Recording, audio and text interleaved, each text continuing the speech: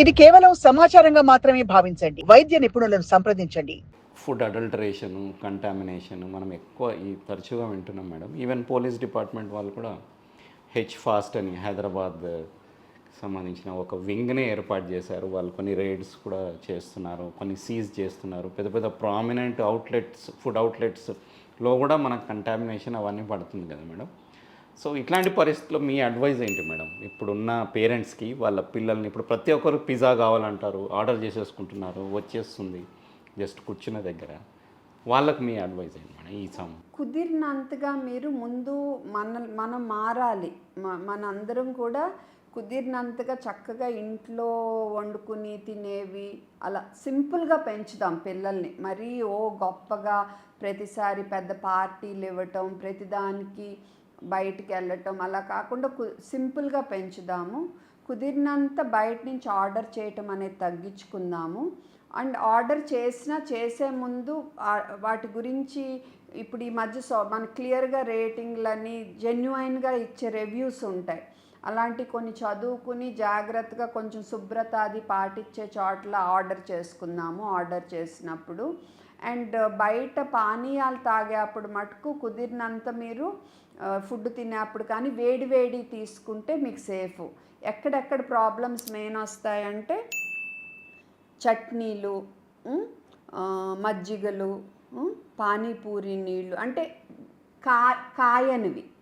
ఇప్పుడు టీ అనుకోండి మరిగిస్తాము, అందులో క్రిములు చచ్చిపోతాయి. బట్ ఏంటంటే మనం కాయము.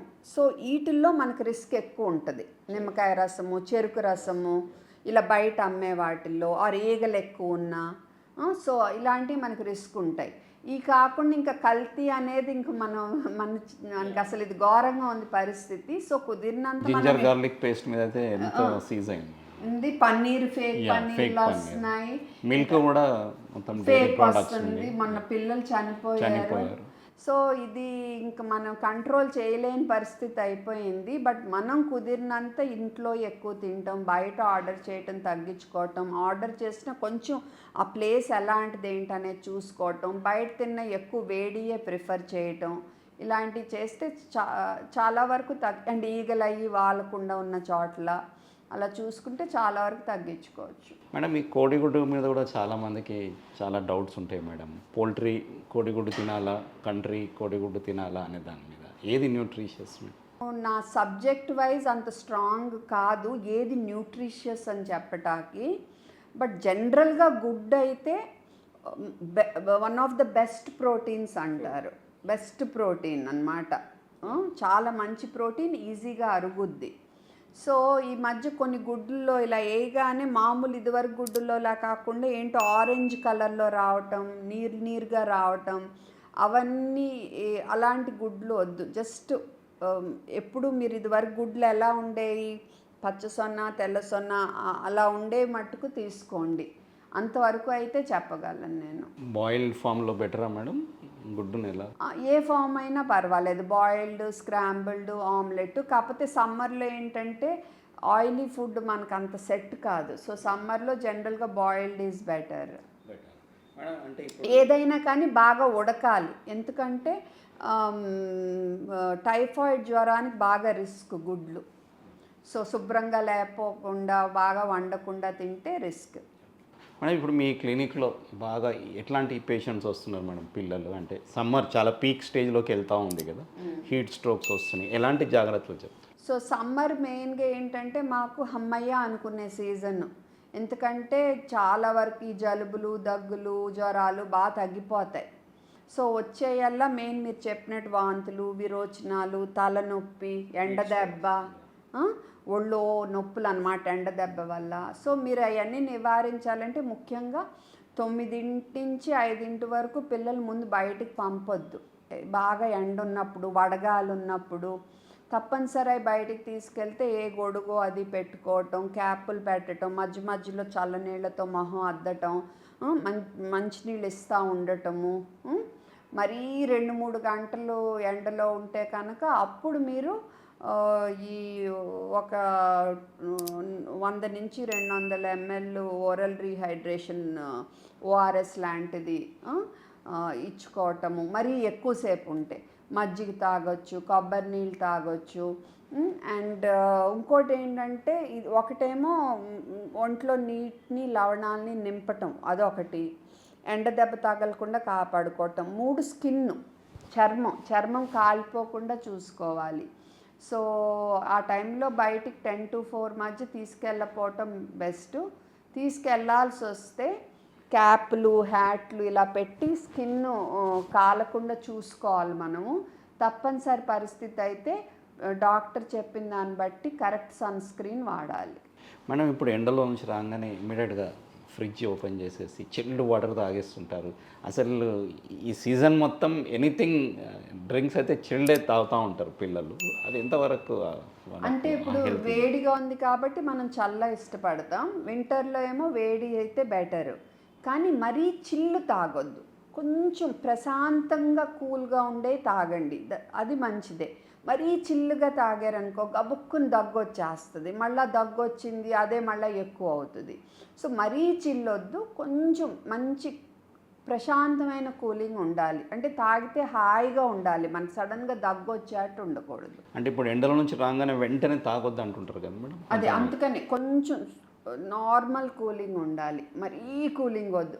అదే కాకుండా ఎండ నుంచి రాగానే ఏసీకి వెళ్ళిపోవద్దు, ఏసీ నుంచి రాగానే ఎండలోకి వెళ్ళిపోవద్దు. ఎండలో నుంచి ముందు నీడకు వద్దాం, నీడ నుంచి నెమ్మదిగా ఏసీ కానీ కూలర్ రూమ్ కానీ వెళ్దాం. అలాగే కూలర్ ఏసీలో ఉన్నామనుకో ముందు మామూలు రూమ్కి వద్దాం, కాసేపు ఉన్నాక బయటకు వెళ్దాం.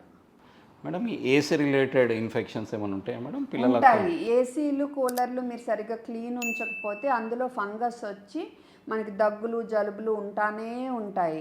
అది ఎలర్జీ వల్ల, దానివల్ల ఎడినాయిడ్ సమస్యలు పెరుగుతాయి. అందుకే నెల అయినా క్లీన్ చేసుకోవాలి మనం సర్వీసింగ్. అండ్ ఆ మ్యాట్స్ అవి మనమే వారం క్లీన్ చేసుకోవాలి. ఇంకోటి ఏంటంటే ఏసీ కానీ కూలర్ కానీ మన మొహానికి డైరెక్ట్గా కొట్టిందనుకో ఇంకా జలుబు అది ఉంటానే ఉంటుంది. మేడం ఇప్పుడు ఈ ఓఆర్ఎస్ మీద ఇంత స్పష్టంగా ఉంది కదా మేడం, ఈ ప్యాకేజ్లో డ్రింక్స్ ఉంటాయి కదా మేడం, దాంట్లో వాళ్ళు కలిపే కెమికల్స్ దాని మీద మీ అభిప్రాయం ఏంటి మేడం? అంటే దాని ఎక్కువ రోజులు ఉండాలా అనే షెల్ఫ్ లైఫ్ దానికోసం అందుకే నేను టెట్రా ప్యాక్స్ వద్దు, శాషేస్ ఈ ప్యాకెట్లే బెటర్ అని చెప్తున్నాను. ఈవెన్ ఫర్ అదర్ ఎవరికైనా అందుకనే మీరు ఊరికే అడ్వర్టైజ్మెంట్లు చూసి రోజు అదే పనిగా తాగొచ్చి ఎప్పుడన్నా సరదాగా ఎవరిమన్నా తాగుతాము, అదొక అలవాటుగా చేసుకోవద్దు, అది మీకు మంచిది కాదు.